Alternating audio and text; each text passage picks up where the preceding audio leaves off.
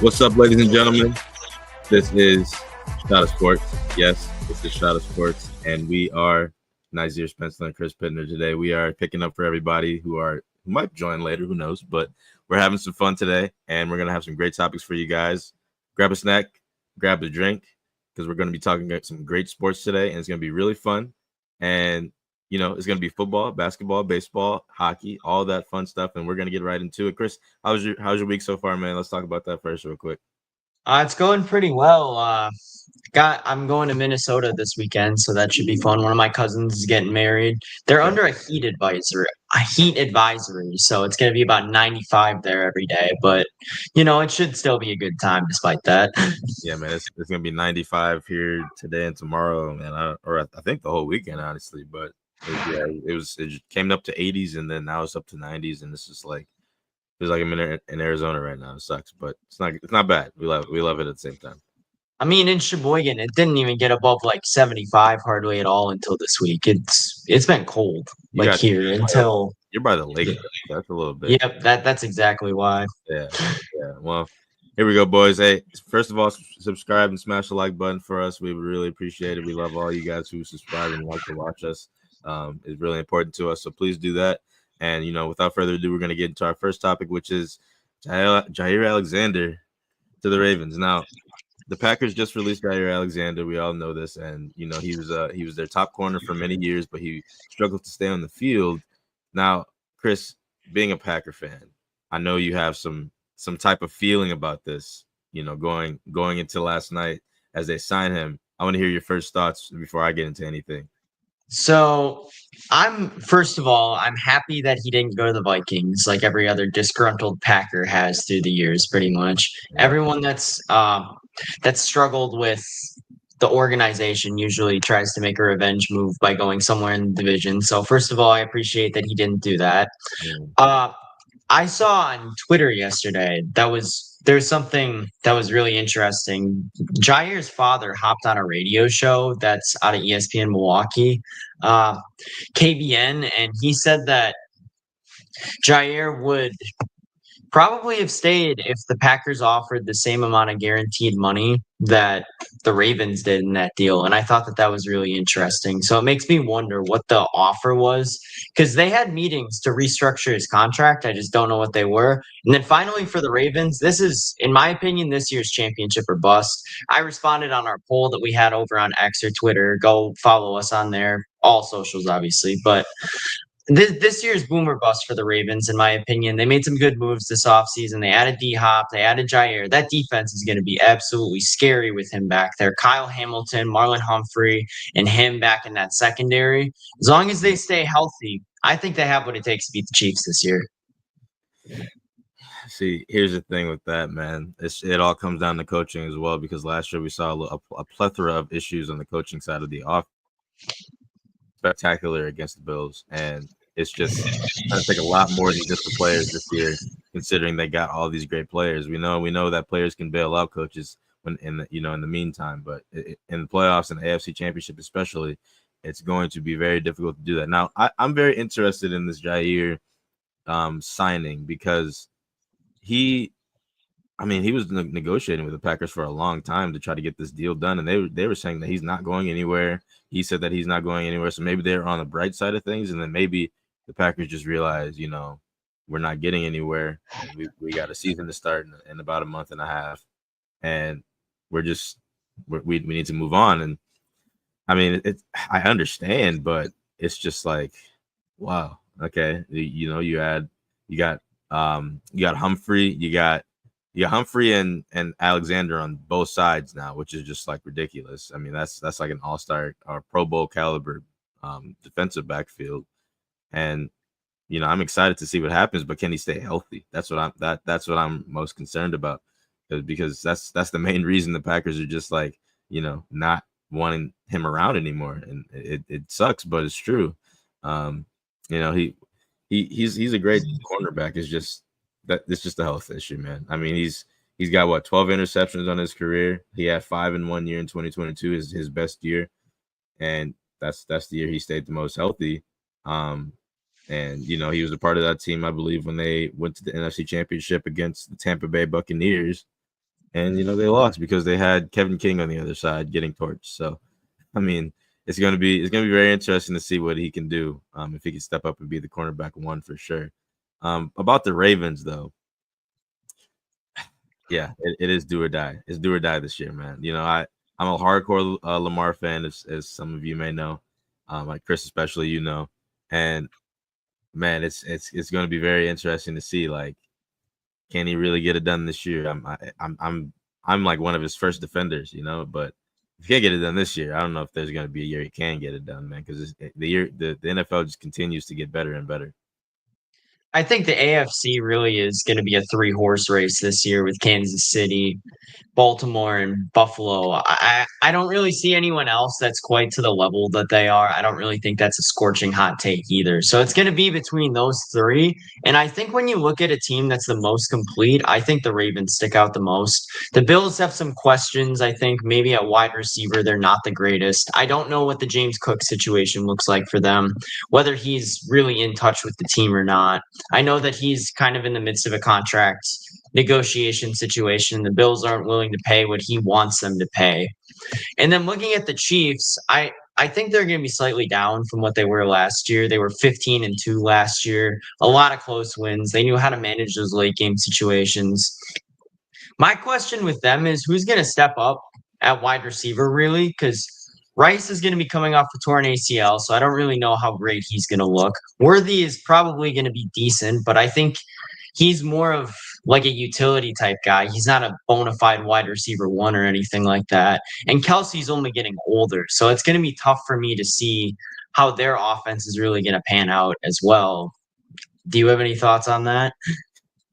Let's see. James Cook, his 2024 season, 1,009 yards, 16 touchdowns, tied for first, 16th in yards, averaged 5 a carry, tied 95th. He I think this is deserved for a some type of contract, maybe not a max contract, because I mean he was lethal in every other area, in the pass area as well, in the receiving area, excuse me. And it's very interesting that they don't really value him that much as other running backs, considering he can dominate in the playoffs. He was very crucial in the playoffs. He was probably, in my opinion, I thought he was their best offensive player outside of Josh Allen. And James Cook, he was hitting every gap. He was catching every little fly route, every little drag route, all those little short routes, and even the wheel routes. Sometimes he was catching those little side routes and the short routes in the backfield, and creating space for himself and getting the first down. And he can do all the other things. The stats don't show it, but I'm very interested in seeing that, because if he doesn't sign with the Bills, I mean, the Bills they're back to square one with no running back again. They had Singletary for all those years, and he wasn't that great. So I'm very interested to see what they do. Like, and to your point about the Chiefs, I thought they fell off last year. They made the Super Bowl, so I don't know. I really don't even know what to tell, because they might come back even healthier this year. Andy Reid's back. Travis Kelce's older, but he wants to come back and play, shoot for a ring. I'm sure if they won the Super Bowl this year, he would have retired, because that would have been a three-peat. But, he's got a chip on his shoulder, I guess, and it's going to be very interesting to see, because, I'm not a Chiefs believer. I'm a Chargers fan, so I don't think they're going to be that great personally. But again, the smart side of me is just like, not the delusional side. The smart side of me is like, dude, they're probably still going to be good, and we're going to have to fight our tails off to win that division, or even make it to the playoffs, considering they're going to probably win the division again. And maybe the Broncos might be good, but it just keeps getting better every year. They got Pete Carroll and the Raiders now. The Chiefs they're in a tough situation now, considering who's on or who's in their division now, coach wise and player wise. Yeah, I think the Chiefs regular season wise are definitely going to take a bit of a step back. The Chargers arguably got better. They drafted another solid receiver. The Raiders obviously got better coaching situation, obviously. They added some good pieces. Geno Smith, I think, is going to be an upgrade over the QB carousel that they had last year. They added obviously Ashton Genty in the backfield, and Raheem Mostert could almost play like he'll obviously be the two, but he could add that speed element that they were kind of lacking last year. Their run game was abysmal. It was terrible. Jacoby Myers isn't a terrible receiver, and they still have Brock Bowers. The Broncos are kind of a wild card. I don't really know what I'm going to get out of them this year. And then looking at the the AFC North, that I think the Bills got the East pretty much on wraps. I think the Texans have the South pretty much on wraps. I don't think there's a ton of questioning there.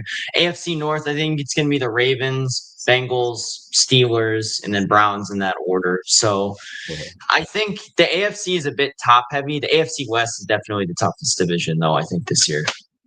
I don't know, man. You guys still, the NFC North is still a tough division to me. I mean, that's. Oh, I meant in the AFC. Oh, the yeah, NFC North is that's an entirely different conversation. Yeah. I thought you meant entire league, but yeah, AFC West. Yeah, we got the top 4 coaches. I would assume. Well, maybe not top 4, but we definitely got top 5 coaches in the division. We got Sean Payton, Andy Reid. We got John Harbaugh or Jim Harbaugh, whatever.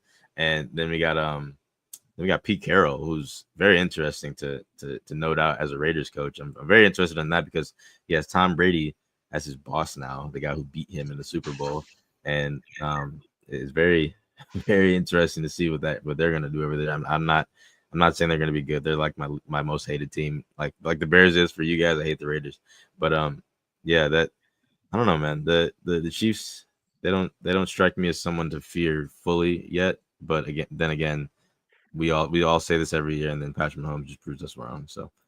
I think Mahomes at this point, in a way, has almost become more of a game manager than a franchise quarterback. He's kind of taken on that Tom Brady role where he just knows the game so well. He doesn't even have to play that well to get them wins. He doesn't have to dominate like he did his first few years, especially his rookie year and a couple of those years right after. He's just able to manage the game in a way to where if you get him the ball with 2 minutes left and they're down 2 and they need a field goal, or even if they need a touchdown, he's going to get it. And you can count on him for that. Absolutely. Look, we got a comment saying we are all praying on the Chiefs' downfall. That's a Panthers fan talking, by the way, in the comments. Jordan, one of my buddies, he's a Panthers fan. But yeah, that's fun. Yeah, we all are. No matter what team we are, we're all a collective team praying on their downfall. I agree with that. Yeah, but we're gonna be talking about football very soon, coming up in the summertime, because minicamp is gonna come around the corner and people are going to be, strapping in for preseason, and we're going to be looking at the preseason roster and, just kind of talking about our teams and getting to know our players a little bit better on a molecular level, because that's what we do on Shot of Sports. Now, our next topic that we all know and love that's happening tonight, who's going to win? OKC takes the 3-2 lead last game, and we are going to be very interested to see who is winning this entire thing tonight. Now, the Thunder have a chance to close it out in Indiana, and Pacers have a chance to take it back to OKC and give themselves a chance on what we call the Larry O'Brien Trophy. So, Chris, your takes on last game and tonight's. I would love to hear him because I love it. I love the game that that happened last game. J-Dub stepped up tremendously. I have a few words on Chet in a few minutes, but I want you to get your thoughts out first. I know we talked a lot about J-Dub on Tuesday and his impact for that Thunder team. Looking at Indiana, though, I don't know what Halliburton's status is right now, and I think what his health is going to be for this game is going to have a huge indicator on what I think could happen in this game. He obviously was not 100% on Tuesday or Monday. He was not moving nearly as quickly as we're used to him moving. Chet was able to stick with him on defense a lot of the time. He wasn't able to get to the rim. He wasn't able to get good shots. When we saw TJ McConnell in the game, one could make an argument that he was better down the stretch in that game. He was able to get things going for them and just really ignite their offense in a way that Halliburton wasn't able to. So it'll be interesting to see how that's going to play out. But this Thunder team, man, they were just all over the place. We talked about after game 3 how exhausted they looked. I almost think the tables turned on that. The Thunder looked much more energetic and lively than the Pacers did on Monday night. And it just looked like Indiana was dead tired most of the game. They started really slow and they weren't able to recover from that. In the comments real quick, Panthers to the Super Bowl this year. Stop playing. Okay, yep. He's a Lakers fan, by the way, so that's pretty normal for his delusion. And Indy taking it to 7. Cool. Not happening either. But welcome, Jalen. We just finished up our NFL topics. We can get your topics in. We can get your thoughts in real quick before we continue with the NBA real quick. And that's Jair Alexander to the Ravens. Yeah, it's just Jamie. That's a bad spelling error. That's okay. That's okay. I didn't even notice. I didn't notice either. But listen, I want you to give your take on this signing. As a Bears fan, we know that you're probably excited about the Packers losing a great cornerback, but on the flip side, the AFC just got a monster deal for their defense. So, what's your thoughts on that? I would be excited if the Bears didn't play the Ravens this year, which is hella ironic. But I mean, it's like I think there's like really no excuse at this point for the Ravens, man. I mean, it's like they have to Yep. I'm not saying that they got to go like. He got to at least beat. He got to beat Josh Allen, and he has to beat Patrick Mahomes. So he has to go to the Super Bowl. So it's like there's no sugarcoating the type of team he has now. Like they've been having the kind of they've been having this kind of Super Bowl or bust kind of mentality for the past like 3 years. So it's like it has to happen now. Like I'm not saying Lamar's a bad player. I actually like Lamar, but like gotta get it done. I mean, that's just how it rolls. I mean, we people always talk about Josh Allen. Oh, he can't beat Patrick Mahomes. He should have at least been in the Super Bowl. And he's always taking Patrick Mahomes deep into games, but we still hold him accountable for not winning. Yeah. So you just gotta win, bro. At this point, at least get to the Super Bowl. At this point, if you get there, that's fine. But I'd say this is my thing on that. I say he has to win the Super Bowl. Getting there is one thing, okay? You gotta get there, yes. But in my opinion, you have to win because this is the best team he's gonna get, in my opinion. Yeah. Like defense and offense, they might sign another person on offense. Who knows? People want to play with Lamar Jackson. It's a true thing. People want to go there to play with Lamar Jackson and compete for a Super Bowl.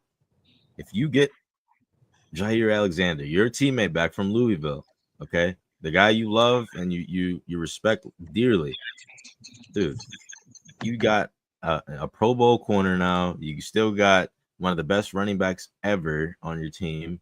You got one of the best coaches in the league.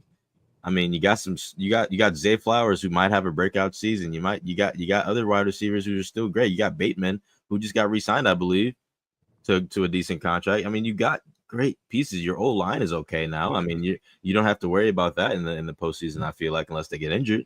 Mark Andrews, I don't even. Is he still on the team, dude? I don't even remember. But yeah, I don't think they've cut him. No, I ain't cut him. No. I was gonna say that. I don't remember. The only thing you lost was Justin Tucker, and that might be for the best because he was washed. He was missing every field goal for you guys.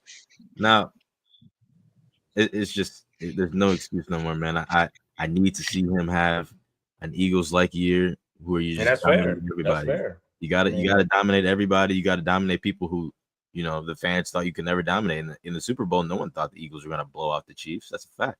Everyone thought the Chiefs were like gonna compete at least, make it a 3-point game, and then come down to the fourth quarter again and then win the game. That's how they were doing it in the playoffs. But it just didn't happen. I need to see that out of the Eagles or the Ravens. I don't know what they're gonna do. I don't know what their plan is. I want to know what their plan is, but this is their year. Yeah, on both sides of the ball, they are probably top 5 in both sides of the ball. So you have to at least you got to take care of business. I mean, you got to win. I mean, and Harbaugh, you got a lot of pressure on you now, man. In my opinion, but like I said, everybody, we're going to be talking about football and baseball throughout the entire summer. I just wanted to ask the question to you guys really quick before we move on. Do you guys think they can beat the Eagles at this moment? Because this Philly team, one could argue, and I'm kind of in this camp that they're only going to get better this year. I've been told at work with all the ESPN Milwaukee people that the Packers are going to beat the Eagles in the playoffs. That's what I've been getting told. I don't know if that's true because you got Jordan Love, he's great, but he's just I don't know about the playoffs, man. He's a little rough there sometimes. But it's you guys almost beat him last year, which is interesting. But again, I don't know who's beating that upgraded Eagles team who just came off a nice Super Bowl. So again, the Ravens are probably the closest thing in my opinion, team-wise, team for team. But it's going to be very interesting. That comment is actually pretty interesting because they lost a lot of their defense. That's actually pretty interesting because even though they've lost a lot of their defense, they're still top 3 favorite which is They insane. didn't even lose I that don't know much. if they lost any of their like which superstars did they lose on defense They that you lost guys can Slay. think of? They lost Slay, I think, right? Yeah, Slay. He went And to the I Steelers. wouldn't even maybe say I think Slay maybe is a their couple other CB1 ones, but- anymore, though. If you think about it, Yeah, but he was still a big part of their playoff run. Right. I think, and he That's was like that was like a Jair kind of move because they had another guy too. I forgot what his name who was. did the Eagles lose? they had. I mean, Blankenship is back there. DeJean is back there. Yeah, but What's those his guys name? are like under Quinyon contract. Mitchell is still back there. They It's lost only his Josh. second year. They lost Milton Williams, Josh Sweat, Darius Slay, and Isaiah Rodgers. Okay, Yeah, I think Isaiah Josh, Rodgers and that's Darius pretty Slay bad. is That's big. pretty tough too. Yeah, and then additionally, Bryce Huff traded to the 49ers. We all knew that was coming. Other notable departures: Oren Burks, Kenny Pickett, and CJ Gardner. Well, CJ Gardner is a big loss in my opinion. He's on the Texans now. I forgot about that. Brandon Graham, he retired. Mekhi Becton came to the Chargers. James Bradbury, he was released. yeah, Bradbury, that was a big one too. Yeah, that was a big one. He got released though. That's interesting. I'm Kenny gonna be Gainwell, real with you. I completely forgot Bradbury was on the Eagles last year. yeah, he was playing a little bit. I think he was injured, wasn't he? Yeah, they lost a lot, but I mean, I'm just saying, like that's. I mean, like you said, Ravens, they gotta do something. They gotta get there and win it. Yeah. Julio Jones for retired. me personally, I gotta see him in the Super Bowl. I gotta see him. Like I gotta see him. And by the way, got my guys T-shirt. You know they. I was gonna say something about it. It looked nice. You know it came in, so I had to support my homies. So shout out UW Whitewater baseball, bro. Them boys. Natty. Those are 39-8 in the championship over 2 games. Jesus Christ. Anyways, look, we're going to be talking about football all summer and baseball as well. We'll get back to all of this in the off-season departures and what we think for sure are going to happen to these NFL teams. Stick with us with that. And to our current topic that we're talking about, back to it. OKC takes 3-2 lead. Now, Chris, I remind me again, what was your prediction for tonight? I forget. My bad. So I think OKC wins this game no matter what. However, if Halliburton plays, I could see a way that Indiana does win, and it's if he dominates through his playmaking. If he strictly playmakes in this game, it doesn't focus on scoring because he's obviously not going to be 100%. His calf is strained. He's been dealing with a lower leg injury most of the postseason, actually. So he's been a little banged up at times. He went to the locker room during game 5, got checked out, had that huge ice wrap on his leg. So it's clear that he's not 100%. If he doesn't play, though, they're going to need big-time contributions from everyone else on the team. And I just don't see a way that they beat this Thunder team with the momentum that they've gained to this point. Go ahead, Jalen. I think it goes 7. I'm praying it goes 7 because, man, what could you imagine a game 7? That would be insane. I ain't gonna lie, but no, because I just think that Indiana plays very well at home. Ultimately, they should have won 3 home games. I mean, well, 2 home games already, in which they choked that first what was that, game 4 away? Game 4, yeah. They choked game 4 away. So it's like I think they play very well at home, and I don't think they fold this time. But OKC does have a lot of momentum right now. They have 2 wins in back-to-back games, and they broke the streak where the Pacers went a whole long time without losing a game after a win, or no, losing 2 games straight. So it for the way that this playoffs has been going for the Pacers, I don't think they lose 3 in a row. So look, I think it's over tonight. I think it's going to be a close ending. I think. Look, last game, people are in the comments, not our comments, but just on Instagram and social media in general, were saying wasn't Halliburton injured, but this and that. Well, let me tell you something. If he is able to walk and get back on the court and say that he's okay to play, you're not hurt enough. That's exactly what I said. Yeah, you're not hurt enough. So if you go back and play, you're hurting yourself, but you're also hurting the team, which he did. So I don't think you can blame them losing on his injury. No. It's just he was he was healthy enough to get back on the court. So why not play him? You know, I So- had to blame a little bit of Carlisle on that because you got to throw TJ back out there, bro. You got to. Yeah. The way he Indiana had their best moment in that game when TJ was on the floor in that late third quarter, early fourth, when they went on that big run to bring it back within 3 at one point. Yeah, It was when McConnell was on the floor. He was facilitating, he was creating havoc on the defensive end, and he was getting good looks on offense. He was able to beat Cason Wallace to the rim a few times. He didn't make all of them, but he was able to beat him. He was able to get out in transition, get some of those layups that Indiana's known so well for this playoffs, just with their transition offense. And he ran the offense better than Halliburton did in that game. Look, I just don't see it going to 7 games. I always said the Pacers want to win the series, they have to win in 7. I stick to it. I stick to that opinion. I think that if they make 7 games, they have a chance to win it, but I don't think they will because I don't think OKC is going to lose another game in the series. And the reason I say that is this: game 4 was very shocking to say the least. The Pacers didn't score the last 4 or 5 minutes of the game, and that has something to do with the spectacular, outstanding defense that we're watching on the OKC Thunder.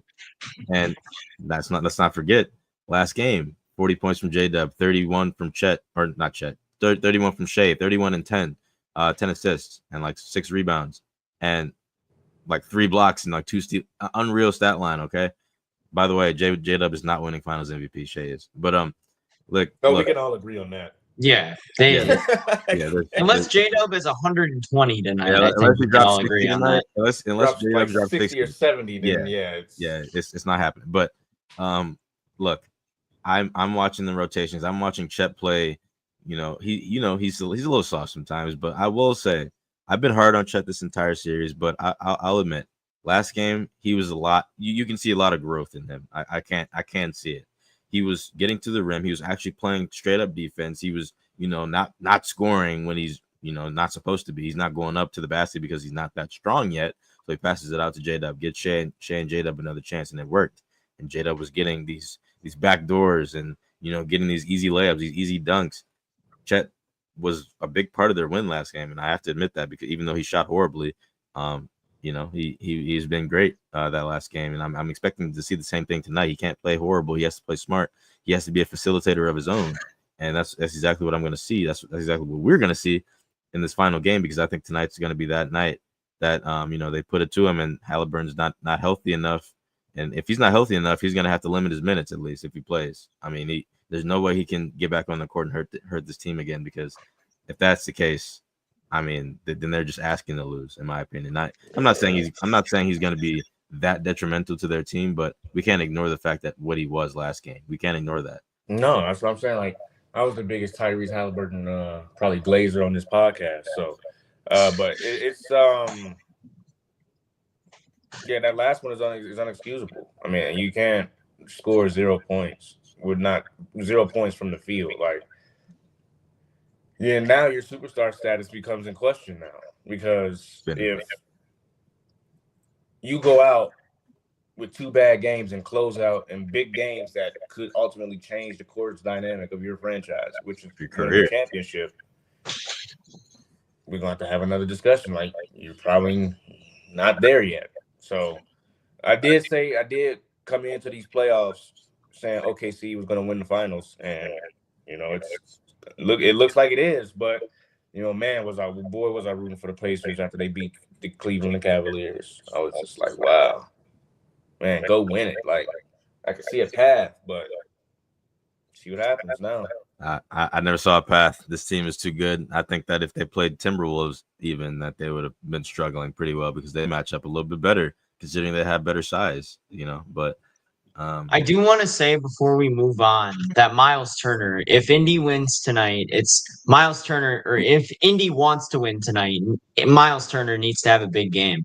He's a guy that everyone talks about as this potential max contract center this offseason. And I don't think he's played up to the level of a max contract center in these playoffs. I know his market's going to be very high in the offseason, and he's got There was a game in this series where he had 2 rebounds. You need more from a center than 2 rebounds and 12 points. And he was able to produce really well early in the playoffs against the Bucks, the Cavs, and even last series. But they need more from him. And I don't think he's quite delivered on what we expect from him. We got some comments here. I don't know if I agree with that. I don't know. If Mathurin goes off, there's a real possibility that they might actually win this game. That's true. By a lot, the one game he played crazy. They won by 8 points or something like that. He scored 30 points off the bench, but everyone else scored horribly, and I just don't see that happening again. Benedict had a great game. He usually is due for 1 or 2 good games in a playoff series. Like the Cavs, he was playing 20 points per game almost, but I don't know, man. Pascal, he was doing everything, and him and TJ were the main reasons that they were in that game last game. And when I say everything, Pascal was getting to the rim easy. He was shooting threes easy. He was playing defense on Shea that no one else could do. He was switching better than everybody. He was literally facilitating that team to a win, and they couldn't get it done because no one could hit a basket, and they couldn't draw a foul because they can't mimic the flop like Shea and anyone else that is good at it. So I kind of disagree. I think if you want to win this game, you got to really focus on Pascal and what he's going to try to do. I'm not saying that TJ, Benedict, and Obi are not important, but in order for them to be important, it starts somewhere, and that's Pascal or even Tyrese if he plays healthy. If Tyrese plays, then it's a different conversation. Then you gotta focus on him and making sure that he doesn't get the offense to where they need to be. And that's how I see it as. Yeah, I think I agree. Indy's taking it to 7 though. That's what I think. If you can neutralize Halliburton right away, if you can neutralize him right from the jump, pretty much, assuming he plays, because I don't really see a reason that he won't, considering this is a do or die game, unless he's really, really injured. He was playing the other day. If you can neutralize him from the jump, I don't really think he's going to have the firepower or the willpower in that second half to just be able to just flip a switch. Usually, with the exception of game 2 in this series, if he starts slow, he usually doesn't have as great of a game as he does if he starts fast. If he starts fast and gets hot early, he's going to be a problem all game. But if you can neutralize him in that first quarter, I think you're going to be sitting pretty against him. I think if you neutralize him in the first half, you'll be fine. I don't think that one quarter will do it. I think the first and second quarter you'll have to make sure that, because he had 0 points going into the second half last game. That hurt them a lot. I don't really think he's someone that can flip on a dime like that, just from going from struggling all game, other than obviously the last shot in some of those games where he was able to just pull a rabbit out of a hat. But well, that's what I was saying. Like, I think it comes to the second half with Tyrese Halliburton, because he's had a couple bad first halves, mediocre third, and then he just explodes in the fourth. So it's like, I think how they contain him in the second half will be the biggest I think thing for the Thunder for them to really look at. Yeah, not so much what he does in the first half. Now, obviously, no one's saying, okay, let's play one man and play off of him. No. Yeah, if he goes and gets 15 in the first half, it might be rocks. That's the thing, though. That's what I'm saying. The first half, when he plays good, they get the lead, and they're 60 point in one half. You know what I'm saying? They're getting 68 points in a half, and I don't think they have the necessity to do that right now because his half is all tightened up. And last game, I was realizing this. Like, have y'all realized that when Tyrese plays, he likes to drive sometimes on the mismatch. He likes to drive on Chet sometimes and drive on the bigger guys sometimes because he loves Chet. That's what I've been saying this whole time. He loves to get those mismatches. He can't do that anymore because of the calf. He tried it last game. He was too slow. Chet was able to hang with him. Yeah, he can't do it. I mean, I'm telling you, this series is really bad for him because he doesn't have a Brook Lopez to go against. He doesn't have a slow Evan Mobley or Jared Allen to go against. He doesn't have a cat that lets up everything in the paint. He doesn't have any of that. This is Chet Holmgren and Isaiah Hartenstein, and sometimes even Lou Dort on him playing like that. And you can't do that against them. And especially with the tightened calf where you're really slow, it's not going to happen. So, it like I said, if you contain him in the first half with this injury, he's not going to be that good in the second half because he can't do anything. He can do everything else, but he can pass him, but he can't do anything else. Taking this to 7 games is going to require him to be a scoring machine sometimes and making the right plays on offense, whether that's scoring or passing or even rebounding. it's going to require Tyrese Halliburton to do all of that. But also, let's not forget Pascal Siakam is their leading scorer, the leading rebounder. He's going to have to do everything he can as well. So take it to 7. I understand that OKC wants to win at home. Everyone wants to win at home, but I'm sure they want to win in general. I'm sure they don't want all that pressure going back home. Right. Back home. Because you can't. I don't think to win that game if they lose tonight. It's not gonna be a very good look if they go back home against on a 1-game losing streak where you give most of the momentum back to the away team. It's not gonna happen. I don't. And they won on your floor already. Yeah, I mean it was game 1, but it's game 1, but hey, you don't want to go into that. Like that's what I'm saying. It's gonna be a close game again. It's not gonna be a blowout if it goes to game 7. It's gonna be a very close game because it's the final game of the season. No one wants to do that. And when you look at the OKC Thunder in close games, they like 1-4 in close games in the playoffs. But to challenge that, Shea after a loss is like what, like 12-0 or something, like some crazy number. See, that's what I'm saying. These stats, these storylines. Game 7 will be absolutely insane.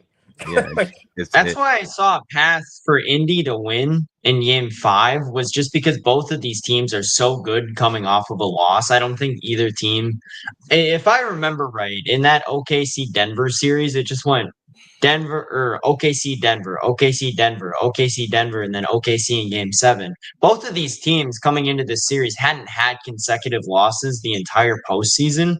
So I saw Indy with a path to win in game 5 until Halliburton got hurt. That's how I kind of knew that game was cooked. But I think one more thing that Indy needs in this game is one of those bench pieces, whether it be Obi, whether it be TJ, or whether it be Mathurin, needs to have a good game tonight. 18 to 25 points, anywhere in there. That's when Indy's at their best, is when they have a wild card come in off the bench and just cause absolute chaos for the other team. And when you think about what Carlisle does, he'd be like, oh, well, let me go throw – I don't know if Walker's playing, but let me go throw Walker in there. He had like 8 points when he played with the Knicks. Mm-hmm. I'm like, who is Walker? That's what I'm saying. That's like, bro, like, the way Carlisle uses that bench, bro, you playing almost like 15 dudes deep. Like, that's crazy. That's what I'm saying. Game 7. Another thing that they need to do is keep Nesmith needs to stay out of foul trouble. He's been in foul trouble almost every game all series. And Nembhard has been devoting so much of his energy to trying to guard Shea. He's not as much of a factor on offense. He's clearly tired all the time because this is the toughest matchup he's had all postseason. So I don't see him nearly being as much of an offensive factor. Go ahead. I just don't see him being as much of an offensive factor in a game like this to be a wild card against a team like this, whereas in other series he was. Yeah, that's what I was thinking. Like when, that's why I was like, it's gonna come down to really who's good, like who's gonna be really good at coaching. Like well, I think one of y'all said that. Dagnall was getting out coached, in my opinion. Yeah, he's getting out coached. Mm-hmm. Then I think Chris said just let SGA go get his, and then stop the other guys. I don't know if it was him or not, but at this point, if it do go to game 7 or game like right now, since they're on elimination, you might just have to let Shea go get 40, and you're gonna have to literally freaking play out of this world or every other player. Just hope that J-Dub and Chet don't both get 20 at that same time. They play terrible. I just don't think that's gonna work out in their favor. If Shea scores 40, they're gonna win the game. That's just how it is. I just don't think I think you got to do the other way around. You got to you need Nembhard on the offensive end. You can't use him so much on D. You can neutralize J-Dub. You can't neutralize Shea. That's the issue. You can neutralize them. I think it's the other way around. You got to focus on everybody else, or you got to focus on Shea and then let everybody else try to get theirs, because that's who their offense runs. Like in game, I think 5 or game 3, Shea was struggling a little bit. He had 24 points. He didn't really score that efficiently. His shot percentage was pretty off. And that's when J-Dub had like 40. And then they lost. And J-Dub's really found his footing throughout the series too. He wasn't quite nearly as on the ball in game 1, but he's really picked it up as it's gone through. Real if quick. It does go to a game 7, we're gonna really see who's coaching skill and who's coaching is really gonna set them apart. Two things before we move on real quick. So if it goes to game 7, this OKC team is going to be looked at as like kind of weak because they're taking this Pacers team to 7 games, which they should have. People predicted that they would blow out of the water. In my opinion, I think they'd be compared to the other finals teams as weaker because they went to game 7 since 2016, which those are people that don't know ball. Right. I don't think so, but that's just the issue about going to game 7 as well.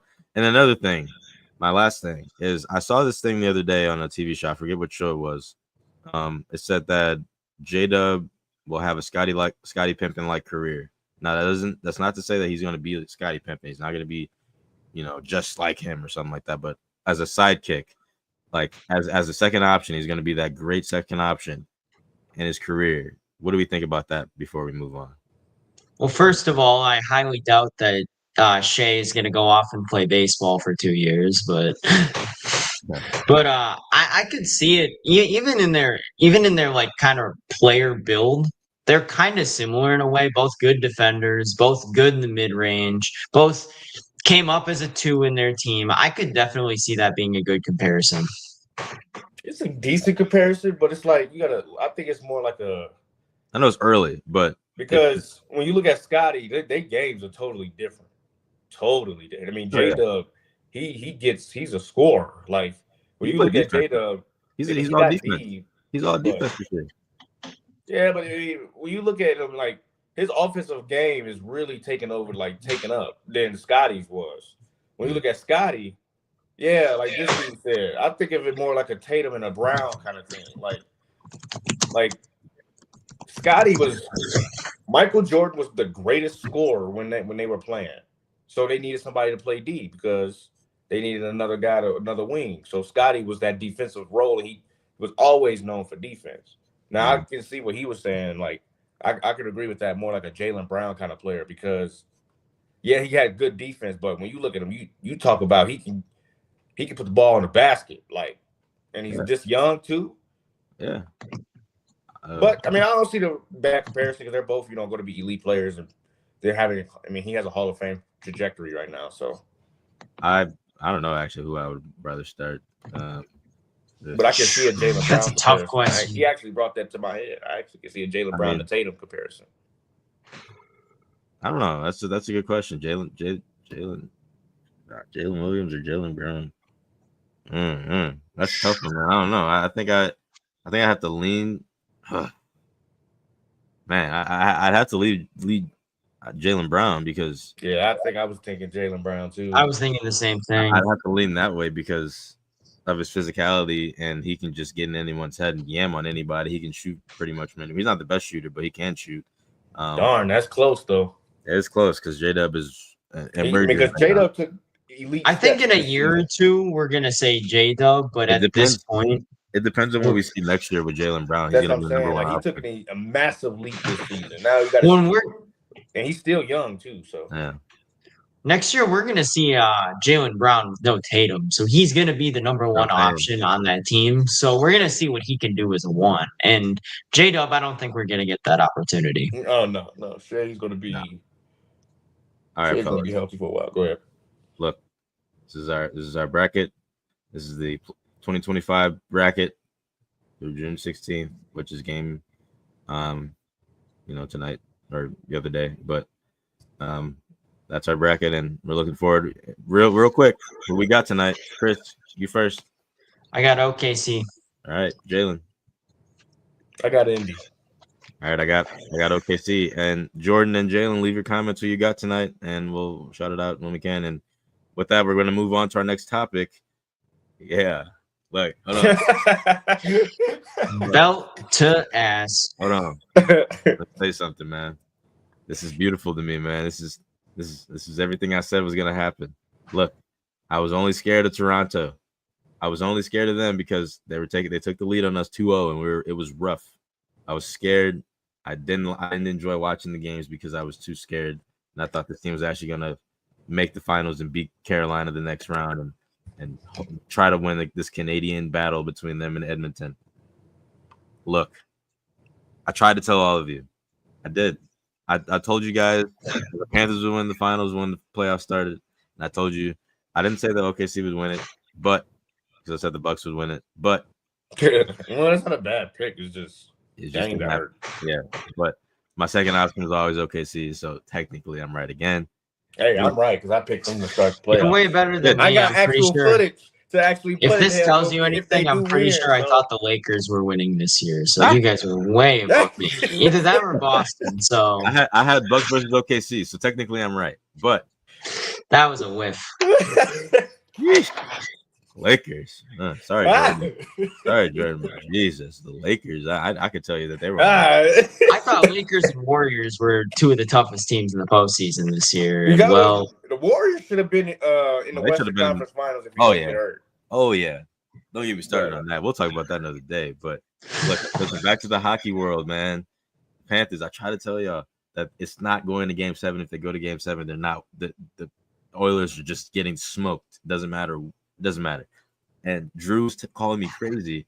And when they won game 1 or what, Game 1 or Game 2, when they got that last second goal in overtime, Drew was like, "Oh, I'm telling you, it's gonna happen in 5 games." I feel so bad for Drew, bro. Come on, man. I don't. I someone check on him, man. I told him that it's not gonna happen. That it's gonna be a back-to-back franchise, and they're gonna win probably this year, and maybe compete in the finals next year. Who knows what's going to happen with the deals that they're going to make? They're a bigger organization now, the NHL. They're going to get a lot more money. Players are going to request a lot more money, and they're going to get a lot better players coming out of college or wherever the hell they come from. Listen, Florida is a dynasty.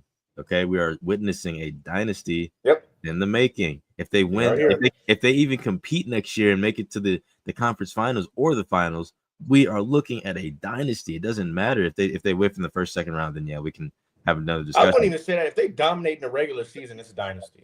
Because really, because you know how hard it is to get like 50-some wins in hockey. Right.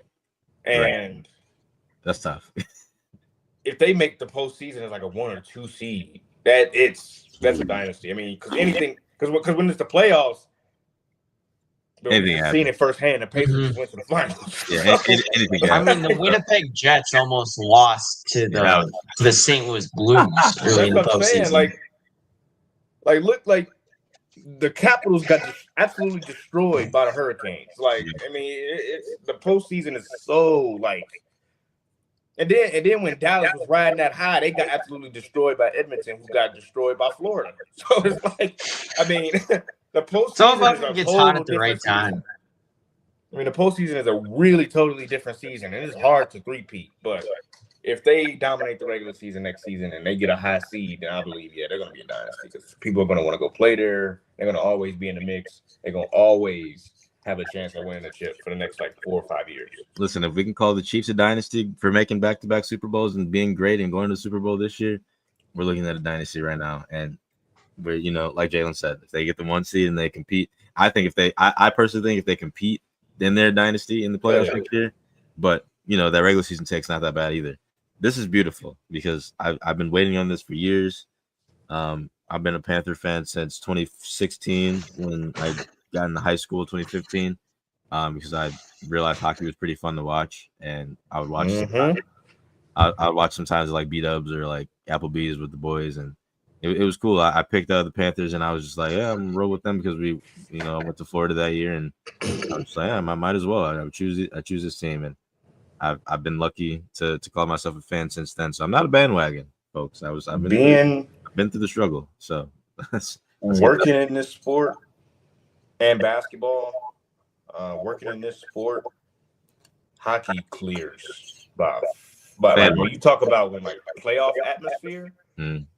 Hockey clears, bro.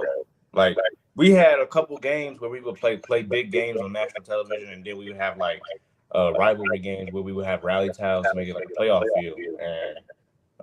And it's our inaugural season, so everybody was trying to make it feel like this is a brand new thing. But what does it clear though? Does it clear basketball? What does it clear to you? I don't think it clears football, personally. No, it doesn't clear football. But I think baseball might be the best playoff atmosphere, to be honest. As someone who went to a playoff baseball game that's what I'm saying. It don't clear baseball or football. That Brewers game was last year. Man, that environment was crazy. By landslide. And then Take it from someone who was in the bleachers during game 2 in the 3-run 8th inning. I couldn't speak for about a week after that. But I will say that hockey challenges both of those sports really nicely when it comes to those playoff atmospheres, boy. The only thing about football is the Super Bowl is a celebrity event, so you can't really say it. You can't really compare it to that. But no, you can't really compare it to Super Bowl. But playoff games, divisional, NFC championships, those. Oh no, even then though, bro, the environment. Have you ever been to a playoff game in NFL, bro? I have not actually. I've been to a Packer game. I've been to one Packer game. I think it was, what year was that? And I don't remember what year it was. I think it was against the Niners or something. I don't remember which year it was, but no, it was against the Giants. It was Packers versus Giants. Oh, what year was that? Was that 20? Was that the Aaron Rodgers Hail Mary? Yeah, that was 2016. 2016. That's the year I went. Man, that was a crazy environment. I went because I wanted to watch Odell, and Aaron Rodgers is my favorite quarterback. Only time I ever got to see Aaron Rodgers play, and it was a playoff game. And it was unreal. Like I don't know, bro. It's tough. It was cold, so that's an issue too. But I don't know, man. That's a tough comparison. But hockey's on the rise for sure. I know for a fact that they're going to compete next year with being on TNT and the bigger networks next year. It's just if you haven't watched hockey, I recommend it to everybody. Yeah, you better watch it because it's something. Yeah, it's just beautiful. But congratulations to the Florida Panthers. Excited to represent them as a fan, and looking forward to next year's NHL season, especially in Utah over there. It's excited to see them. Mammoth win, and Mammoth will win the Stanley Cup. Mammoth is crazy. Cool. Anyway, next topic, boys. Next topic is real quick is Fever Sun Scuffle. Yes, we're going to talk about WNBA. Don't judge us because we love the women and we love the sports. Listen, CC, in my opinion, is the issue. I think she likes to cause all these problems. I think she likes getting in your head. Boy, as a last she talks. She wasn't like that. But this year, I think you know, the internet likes to paint her as this privileged white girl, and I just think that's stupid because that's just totally false, bro. It's just the game of basketball. I don't think she asked for any of this. I think she's just that good that she earned all of it. And I think that's fair to say. And she is the issue though on the court. She likes to talk a lot, and that's she can't play victim. I don't like that she tries to play victim and flop and all that. I hate that so much. You got to own up to it. You got to get in their face and finish the fight that she started. You know what I'm saying? She gets away with everything. She can shove. She can do anything she wants because she's a staple of the league. She's the one who brings the lead views. I mean, you know what I mean? Like it's what it is. As a ultimately, this is actually good for the league that she's playing like that. Look, as a black man, I can say that she's the best player, and I think A'ja Wilson still is, but A'ja's the best player in the league, but she's right there. I think the black social media, we got to chill out with this privileged white girl stuff because it's getting a little bit overblown because she has deserved it, and she is the best player. I don't know what's wrong with that. I mean, she's not better than everybody because she's white. She's just better because she plays the game better. It's just how it is. You can't blame race on everything, bro. This is not that. This is the game of basketball. If you like basketball, you enjoy it. It's because they Barbie doll is supposed to be like she was in college and she's struggling. That's the reason. Can't be jealous, man. It's Angel Reese's fault. So that's the whole point of it all, man. That's her fault. You can't blame Caitlin Clark. No, come on. We got. Not you for you bricking layups and within 2 feet, like shooting 50%. But being within 2 feet is insane, bro. She has so much potential. You gotta make the gimmies. Yeah, she has so much potential, but it's just she's not putting it all onto the court, and that's her fault. You can't be jealous. You can back her up all you want, but to try to bash Caitlin Clark for getting all the awards and winning all, it's just come on. We gotta cut it out. I mean, it's just these comments, boy. Seriously, bro. She shoots worse from the field goal than Bill Russell. You shoot 35%. You underneath the rim. She's look, bro. We're all black men saying this. She's horrible at the game of basketball. It's okay. It's okay. We're not. No one is saying it's not personal. A bad person. God knows. She's probably a beautiful person at heart. Her body is tea. You look good. I mean, you know what I'm saying? That's all that matters. But obviously, I can't speak from your guys' perspective, but I would say Caitlin she might not be the best player in the league, but she's definitely the most marketable with how she plays. She's the most exciting. I don't really think there's a debate to that. Nothing wrong with that, man. The jealousy is insane. It's just that she's getting so much attention, and everybody wants a piece of it because it's they people are selfish when you're not getting attention. Remember that. That's just how it is. That's crazy. Hey, I respect the hate. But listen, I just wanted to come on here and say that, bro. Like, yes, Caitlin Clark's the problem on the court. She likes to start. I mean, she can do what she wants at this point. I mean, we let LeBron do what he wants. She can do whatever she wants. We let Steph Curry do what he wants. She's starting to play like she was in college, and I love it because she was that kind of fiery in college. She was not like that last season. Right. She was not like that last season. That's because the Fever were trash last year. That's part of the thing. Like the Fever, especially at the start of last year, were getting blown out like every game. And she was throwing passes to her teammates, and they were just going off their fingertips. And Angel Reese was saying the other day, like, people get drafted to bad teams. I'm like, well, it's a 12-team league, and you got drafted 7. So you kind of just called your team bad when you're drafted. So you're not a top pick. You're a 7th, overall pick in a 12-woman league. 12-team women league. So I mean, think about this. I tell people about this and this is my final one on this one. I tell people when y'all compare Caitlin Clark and Angel Reese to, oh my gosh, who's better? Caitlin Clark went to the worst team in the league and went to the playoffs last season. I mean, Angel Reese went to a playoff team, even though they got rid of some people. She went to a team that was going to be right in or right out of the playoffs, and they ended up being one of the 2nd or 3rd worst teams in the league.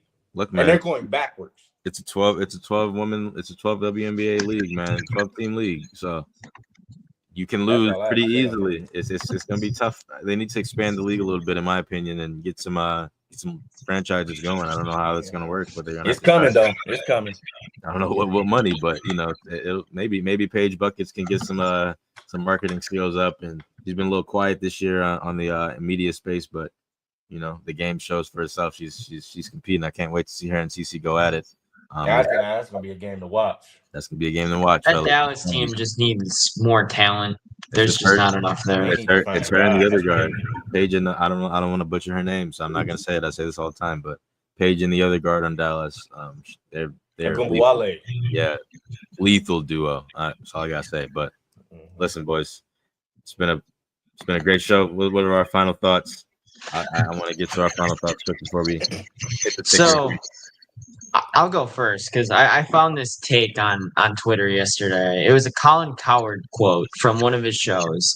I think what has happened to Green Bay, they're a little bit like the Indianapolis Colts. We like their GM. We like their roster. We're just not sure how great they are at quarterback. What are your guys' thoughts?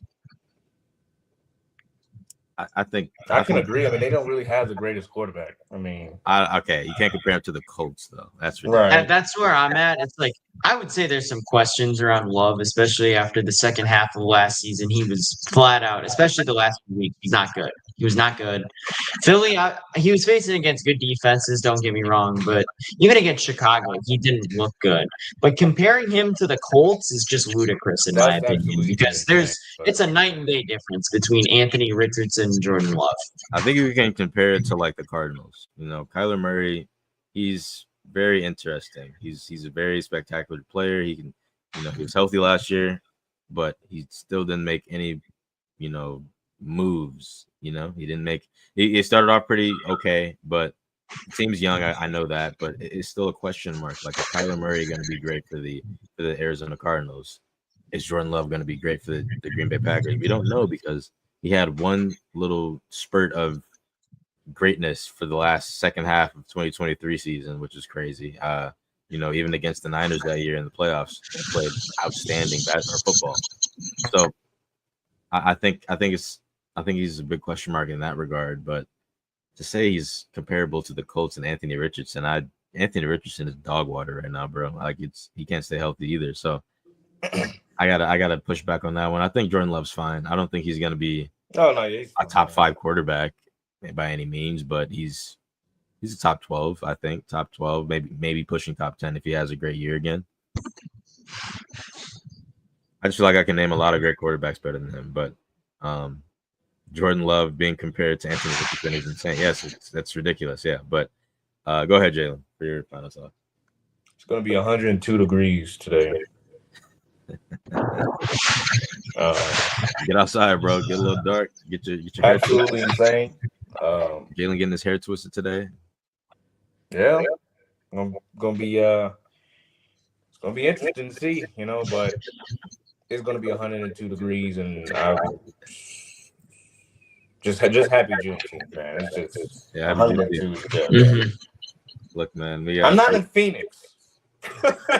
The question is Salt Lake 102 humid, or is it just normal? Because Wisconsin 102 is humid, miserable. Like 102 in Arizona sucks, but like it's not humid. You still got a breeze. It's got a little bit of a breeze here, but it's just hot. Pure heat. In the mountains too. And then the mountains right there too. It's just pure hot. So I'm not gonna be outside as much, but we'll see. Look, man, my definitely final on the sky deck. My final thoughts. I don't know, man. I'm excited to see it tonight, and I'm looking forward to NFL, man. It's coming up soon. Chargers do me well, man, and Giannis don't leave. Yeah, that's my final thoughts there, but fellas. But look, it's been a great show. We've had a good time. It's the Packers getting bounced first round again. Whoa. Well, at least they going to the playoffs. The Bears ain't going again. So NFC is so deep. All I gotta do is keep rooting for the Broncos. Chris, what you got to say about that, bro? I'll try and keep things quick because my dog is being a little loud right now. I just got back from a walk, but I can't really disagree with him until I see this team perform better than that this season, because they were very inconsistent. They made some good moves. They lost Jair, obviously. Secondary is going to be a question mark. I don't really know. I can't really disagree with it. Well, look. Hey, we're Shot of Sports, everybody. Please subscribe to our YouTube. Follow us on TikTok, Instagram, Twitter, all that fun stuff, and Spotify. Go listen to us. We're going to be having some great conversations upcoming this summer. And, enjoy your day. It's going to be hot outside, Jalen. Go get your hair twisted. And congrats on, being wrong about the Pacers tonight. Yeah. I'll see you guys later.